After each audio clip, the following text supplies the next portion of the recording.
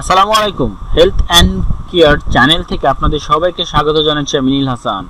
তো বন্ধুরা, আজ আমি এমন কিছু তথ্য নিয়ে হাজির হয়েছি যে আপনাদের শরীরকে ভালো রাখতে এই তথ্যটি অনেক উপকার দেবে। তো বন্ধুরা, চলুন আর দেরি না করে আমাদের তথ্যে চলে যায়। তো আজকের বিষয়টি হচ্ছে বন্ধুরা, স্বাস্থ্য কিভাবে আপনার অতিরিক্ত ওজন আপনি আপনার শরীর থেকে ঝেড়ে ফেলবেন। চলুন বন্ধুরা, আমরা জেনে নেই কিভাবে আপনি আপনার শরীর থেকে ওজন ঝরিয়ে ফেলতে পারেন। ওজন কমানোর এক প্রাকৃতিক উপায়, আয়ত্তে থাকবে ডায়াবেটিক্সও। কফি খাওয়া এমনিতেই যে খুব ভালো তা নয়, তবে পেনসিলভেনিয়ার স্ক্র্যানটন বিশ্ববিদ্যালয়ের গবেষক জো ভিনসন জানিয়েছে যে অ্যান্ড্রোসেন্ট কফি বিনস দিয়ে তৈরি কফি শরীরের জন্য খুবই উপকারী। কফির গুণে কমবে ওজন, রোগা হওয়ার জন্য কত কিছুই না করেন সকলে।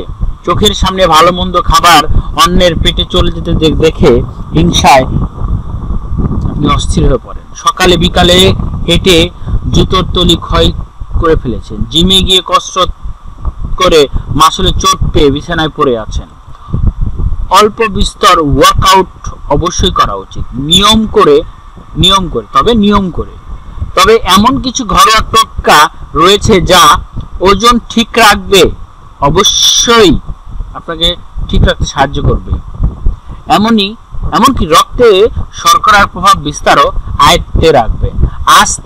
আজ যেখানে ঘরে ঘরে ডায়াবেটিক্স আক্রান্ত গড়ে প্রায় একজন করে, সেখানে এই ঘরোয়া টোটকা অবশ্যই ফল দেবে। কফি খাওয়া এমনিতে যে খুব ভালো তা নয়, তবে পেনসিলভেনিয়ার স্ক্র্যানটন বিশ্ববিদ্যালয়ের গবেষক জো ভিনসন জানিয়েছেন যে অ্যান্ড্রোসেন্ট কফি বিনস দিয়ে তৈরি শরীরের জন্য খুবই উপকারী। সাধারণত কফি বিনস রোস্ট করেই বাজারে বিক্রি করা হয়।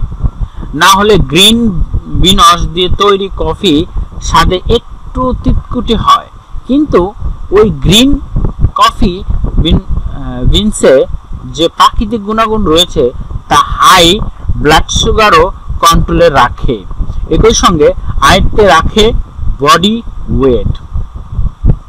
এনার্জি সফট ড্রিঙ্কস যত ক্ষতি করে, নিউ এনার্জি সফট ড্রিঙ্কস আমাদের দেহের জন্য অনেক ক্ষতি করে, এটা প্রমাণ করেছে নিউ এলিয়েন্সে আয়োজিত আমেরিকান কেমিক্যাল সোসাইটির এক কনফারেন্সে গবেষক ভিনসন ও তার টিম এমনই তথ্য জানিয়েছেন।